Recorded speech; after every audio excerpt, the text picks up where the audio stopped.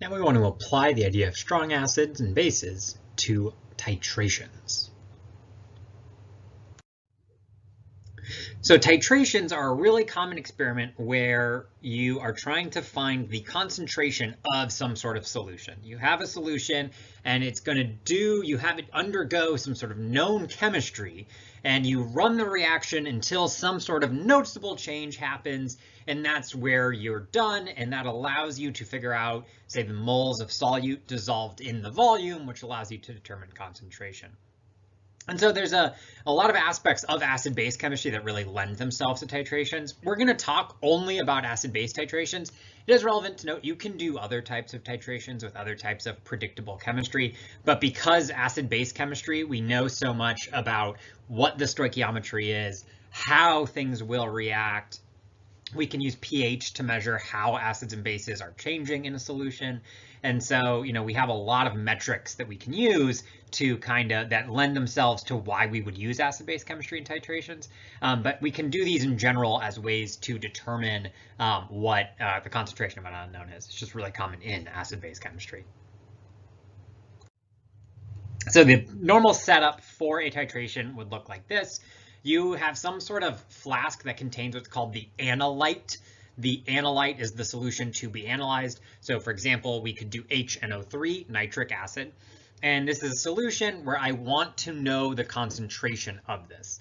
Usually you would probably know the acid. There are cases where you don't know what the acid is necessarily, and you just want to figure out the concentration. You can use that to figure out other aspects of the sample you're dealing with. But you want to know the concentration of this. In this case, it's an acid, and you want to do some sort of reaction. So you would probably react it with a base. And in general, you're going to choose strong acids and strong bases to do this because we know that they react so completely. Everything becomes a stoichiometry problem. We don't need to worry about ice tables. So you can react it with KOH. That is called your titrant, and you could use any base, KOH, NaOH, as long as it's strong. You definitely want to choose something that's a strong base. And so the piece of equipment up there is called a burette. It's like a graduated cylinder. It has marks on it that you can notice. If you look, you can see there are marks for volumes there. But this bottom down here is a little tip that you can use to dispense liquid. And so what you can do is basically measure how much liquid of the titrant you add into the analyte.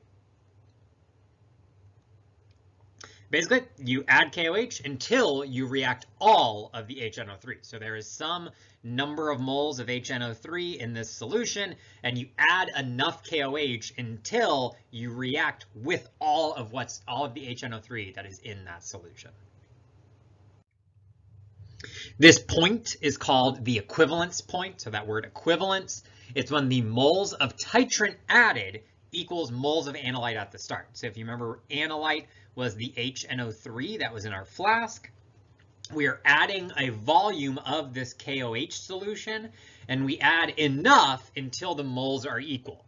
And basically we can see the stoichiometry is 1 mole of nitric acid for every 1 mole of KOH. The coefficients in the equation are ones out there.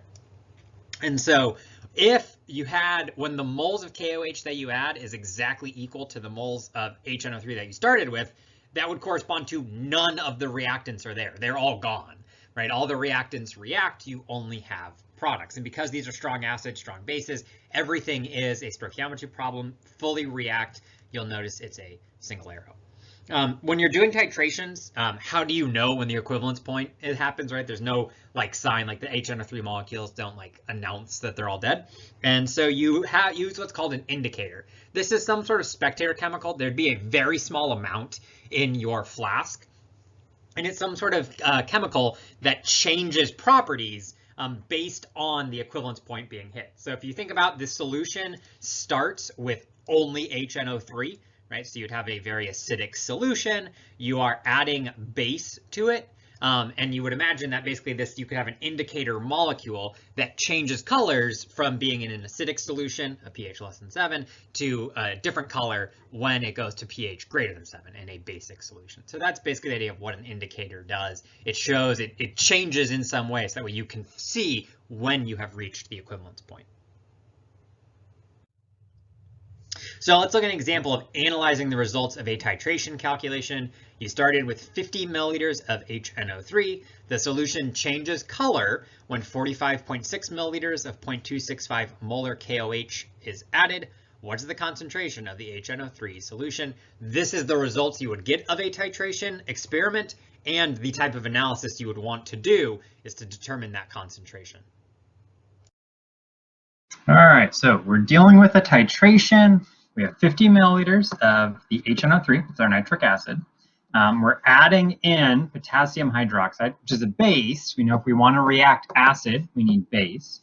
And the solution is going to change color when 45.6 milliliters of my 0.265 molar KOH is added. I want to know what the concentration of HNO3 is. This is going to be our standard setup for a kind of titration result where we are trying to determine what the concentration of a solution is. So, you know, with our setup, we'd have what's going on here is we have like our flask.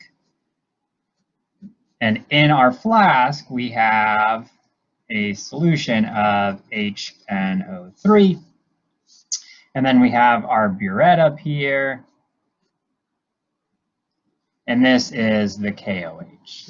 And so what we're doing is we're going to add in, we start with the HNO3, and we don't know what the concentration is, but importantly, we do know what the volume is. We got 50 milliliters of that. We just start with some amount of KOH, right? We have some volume, and we know that it's 0.265 molar. And so what we do is we have this reaction, and basically we have some HNO3 and we add KOH. And we know, because it's an acid-base reaction, we know exactly what the stoichiometry is. We know what the reactants are going to be, how they will react, and what product they will make. And so we start with an acid, and then slowly but surely we add in base, and they react together. And basically, when we're going to hit the equivalence point, that would correspond to all of the acid has reacted with all of the base. And so if we think about starting this solution, it is acidic because the pH is going to be lower than 7. And when we hit the equivalence point, what will change is the solution will no longer be acidic, it'll be basic. And so you can put a small amount of some molecule that, say, turns red when the solution becomes basic, right? Once it stops being acidic, say under acidic conditions, the molecule is colorless. And then under basic conditions, the molecule is red. It's an equilibrium system. It's basically just Le Chatelier's principle driving the color. And so it changes color under basic conditions, and we kind of get that set up. And so the question is, what volume of KOH did you add, where that would happen? And it's 45.6. So basically from this, we want to know the concentration of HNO3. So these three pieces of data are the standard results of doing a titration to determine that concentration. And so if you want the concentration, we want the molarity of, say, HNO3. That's going to be equal to moles of HNO3 divided by the liters of the HNO3 solution. And we don't know the liters, but we can get that, right? The 50 milliliters, we have that. So the question is, how many moles were there? And so that's the whole point of hitting the equivalence point, because the whole purpose of hitting the equivalence point is however many starting moles of HNO3 you add exactly that many moles of KOH. So we know at equivalence, which is where that solution changed color, we have and we've added that many milliliters of the KOH. We know that the moles of HNO3 is equal to the moles of KOH. And the reason why they're just equal is it's a 1 and a 1 in front of those reactions. So this is stoichiometry, that for every 1 mole of HNO3, you would need to add exactly 1 mole of KOH. So however many moles you started with, that's how many moles of KOH you need to add. So that's at the equivalence point. And so basically the question is, so this, if we got moles of HNO3, we could put that in there. So the question is, how can we get moles of KOH? Well, moles of KOH can come from this molarity. We have a molarity and we have a volume. So the molarity of KOH is going to be equal to the moles of KOH divided by the liters of KOH aqueous. And we have these two values. So we have molarity of KOH and we have liters of KOH. So the question is then just solving for the moles of KOH and plugging that one into there. And so this would be kind of our standard process. We always, based on the molarity and the volume added of what's in your burette, your titrant is the name of that solution. You can figure out how many moles you added based on the equivalence points 1-1. For acid-base chemistry, they're always going to be equal to each other because we're always doing them 1-to-1. We always do one hydrogen transfer at a time, so it's always going to be 1-to-1. But you could have, there are other types of titrations that aren't acid-base that may be like a 2-to-1 stoichiometry. It just comes from whatever the coefficients are up here. But then you kind of just trace all this out. So we'll start with so we kind of start here. And so I have a 45.6 milliliters of my KOH. And I know just metric, I need to get that into liters. So 1,000 milliliters is 1 liter. So that's 0.0456 liters of KOH aqueous.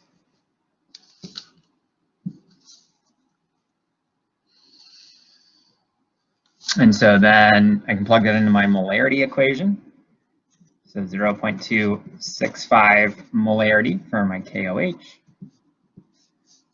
And so that's going to be my moles of KOH divided by 0.0456 liters of KOH, which tells me that the moles of KOH is going to be equal to 0.265 molarity times 0.0456 liters, which is equal to 0.0121 moles KOH. Just draw a line here. So basically, I'm just taking that volume, turning it into liters, which I need to use for my molarity expression, and then the molarity equation I'm just using to figure out how many moles would be in that volume given the concentration.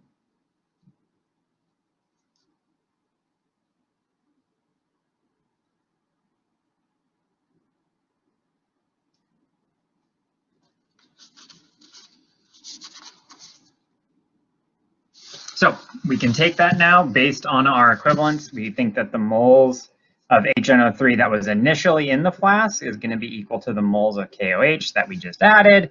So that would be just the exact same number, 0.0121 moles of HNO3 in there. And so then I can take it and that the molarity of the HNO3 is going to be equal to my moles of HNO3 divided by liters of HNO3, which is equal to, I can plug all this stuff in. I have the 0.012 moles of HNO3 divided by, it was 50 milliliters, so 0.050 liters, telling me that the molarity of my solution was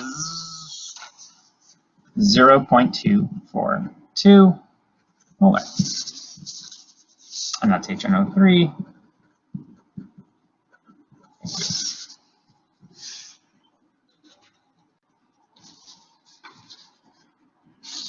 So titrations are really useful because this HNO3, you don't necessarily know what the concentration of it is, right? You have an unknown solution of HNO3, and you can figure it out based on just the fact that you know the concentration of another solution, and you also know their reaction. You have to know the reaction. That's why acid-base titrations are so common, because we can predict their chemistry with so much ease, that because we have these small, kind of simple, very predictable changes that are also one of the other things that's important to note. This color change you want to see, because you want to get that 45.6, right? You're slowly adding in your KOH. You want to see it happen right away. One of the things that's really nice about acid-base chemistry is, again, the kinetics are so fast.